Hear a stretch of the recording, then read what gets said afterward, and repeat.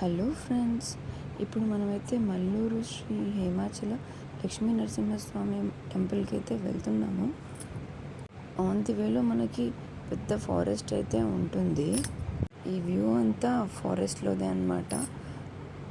యాక్చువల్గా మనం వెళ్ళే టెంపుల్ విశిష్టత ఏంటి అంటే, నార్మల్గా అయితే చాలా టెంపుల్స్ ఉన్నాయి. ఇక్కడ ఏంటి అంటే పిల్లలు కానీ వారికి ఇక్కడ మందు ఇస్తారు, అంటే తీర్థం, స్వామివారి తీర్థం ప్రసాదం ఇస్తారు. ఖచ్చితంగా పిల్లలు అవుతారని నమ్మిక అయితే ఉందన్నమాట.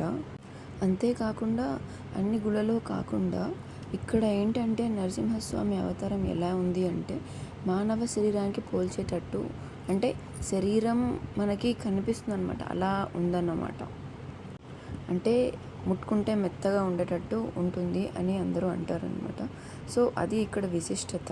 ఇంక ఇక్కడ వచ్చే దంపతులు ఎలా అంటే పిల్లలు లేనివారు, ఇంకా ఆరోగ్య సమస్యలు ఉన్నవారు, పెళ్ళి కానివారు ఇక్కడ వస్తుంటారు.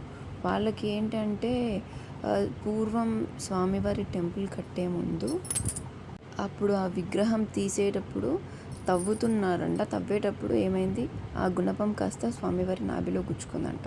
సో అది గుచ్చుకున్నప్పుడు మానవులకు నార్మల్గా దెబ్బ తగిలినప్పుడు రక్తం కారుతుంది కదా, అలానే స్వామివారి ఆ నాభిలోంచి ఒక వాటర్ లాంటి జలధార అనేది వస్తూ ఉంటుందన్నమాట. దాన్ని ఆ గాయం తగ్గించడానికి గంధం ఇంకా పసుపు వేస్తూ వచ్చారు. అక్కడ నుంచి వచ్చిన ఆ గంధం పసుపు వేస్తూ వచ్చారు కదా, అదే ధారని తీర్థం ఇంకా ఆ గంధం పసుపుని ప్రసాదంగా ఇస్తూ వస్తున్నారనమాట పిల్లలు పుట్టని వాళ్ళకి. ఇది ఎంట్రన్స్ అనమాట లోపలికి.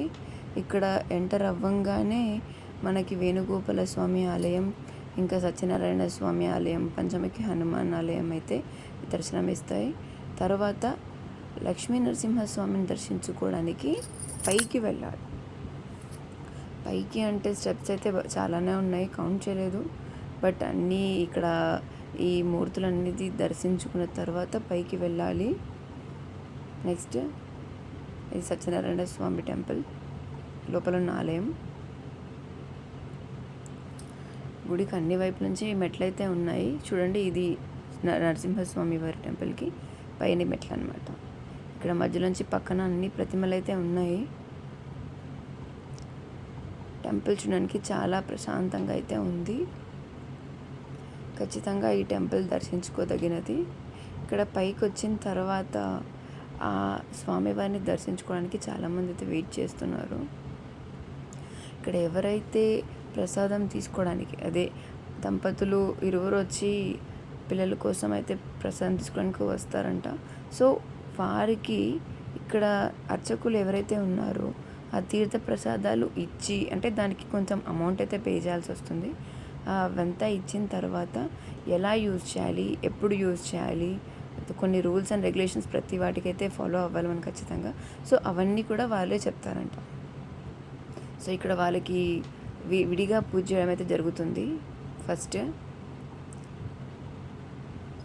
ఇంకా ఇక్కడ ఏంటంటే స్వామివారి అలంకరణ తీసేసి సాటర్డే సండే మార్నింగ్ టైంలో వస్తే స్వామివారి శరీరం మెత్తగా ఉంటుందని చెప్పాను కదా, అది కూడా చూపిస్తారంట.